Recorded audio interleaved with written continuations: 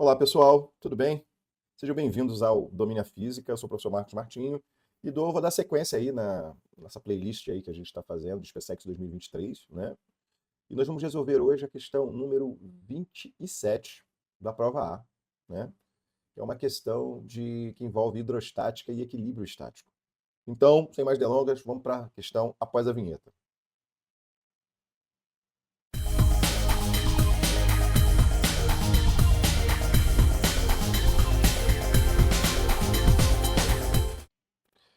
Qual a razão entre a densidade do corpo e do líquido?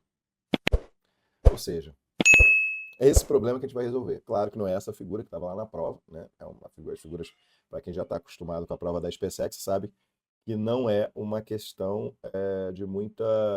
As figuras não são assim, são diagramas, né? Então, sem mais delongas, mais uma vez, vamos para a questão. Bom, o desenho a seguir representa um sistema em equilíbrio estático. Ó, então vamos lá, equilíbrio estático. Vou começar a marcar as coisinhas aqui, ó, que são importantes, tá? Então, ó, o corpo está em equilíbrio estático, isso é importante. Significa o quê? Que a força resultante sobre o sistema é nula.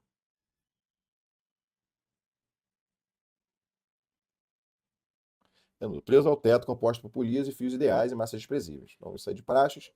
Pelos cubos A e B, feitos da mesma substância e com arestas iguais, ó, então os volumes dos cubos são iguais. E tem comprimento L. O cubo B está parcialmente imerso em um líquido homogêneo dentro de um recipiente.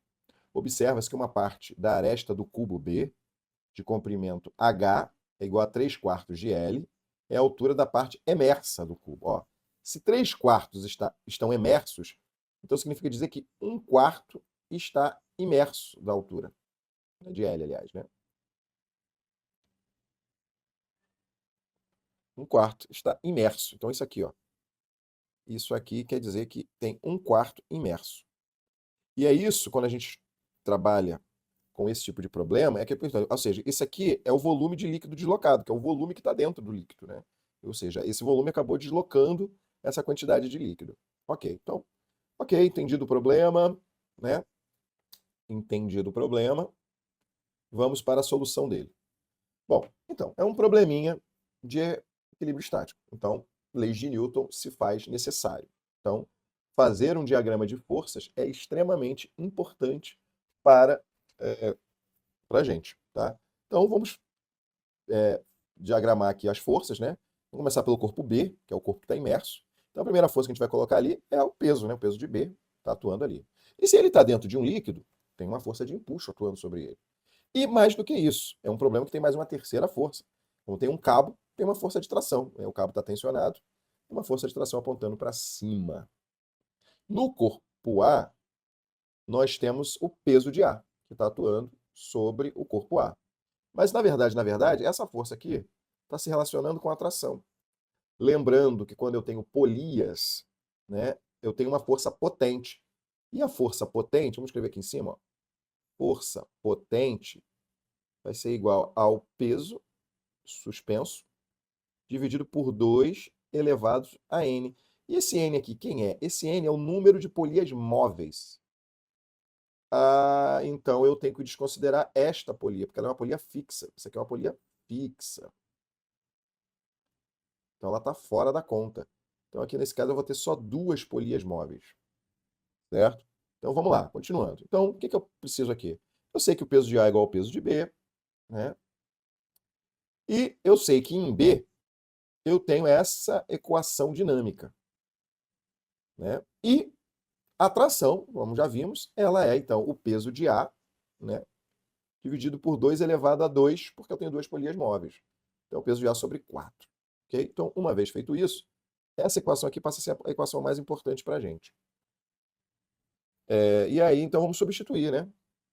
No lugar da tração, eu escrevi isso.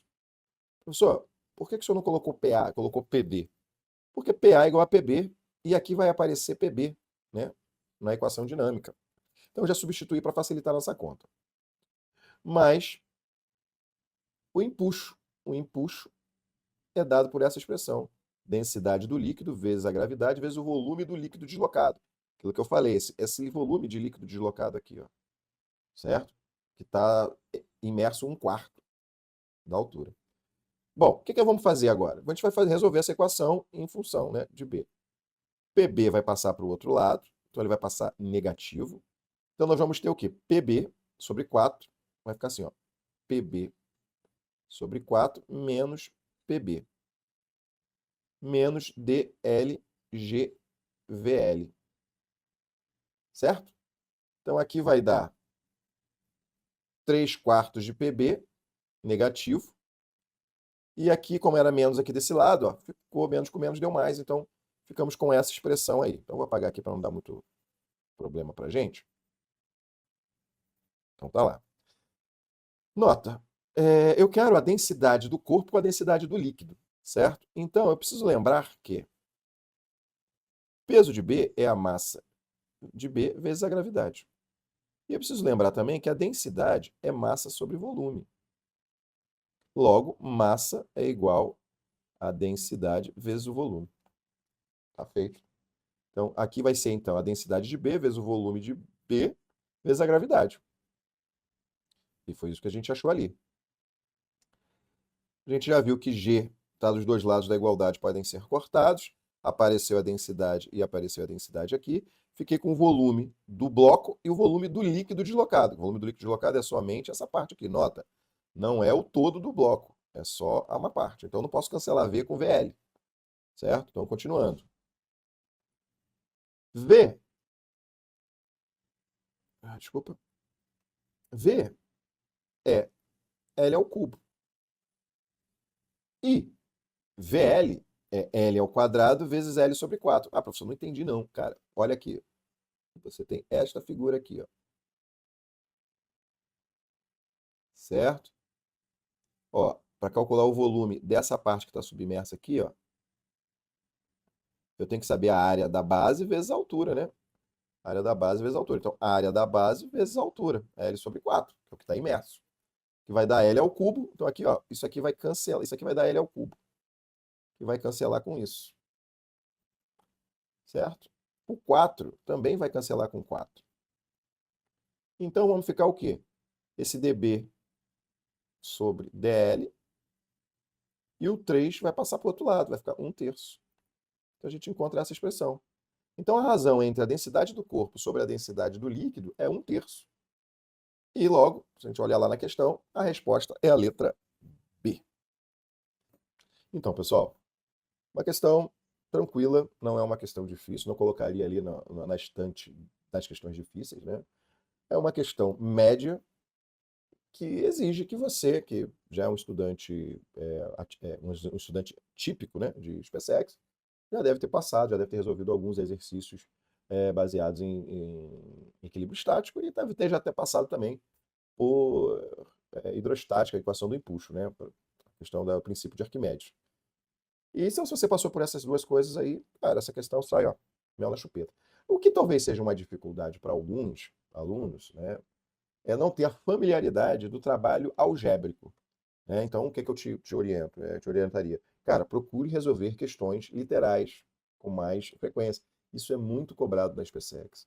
Então, o aluno que não tem domínio nessas questões algébricas vai ter muita dificuldade de assimilar essas soluções das provas da SpaceX. E se não passar por isso, quando chegar no dia da prova, vai sentir dificuldade porque não está acostumado a trabalhar com questões literais. Então, essa é uma coisa que eu acho importante. Daí eu acho que é muito importante você sempre estar buscando as questões do concurso, certo? E aí lembrando que eu tenho aí um e-book, né, com mais de 10 anos de questões da SpaceX, que aí você vai ter um manancial aí de questões para treinar, ok?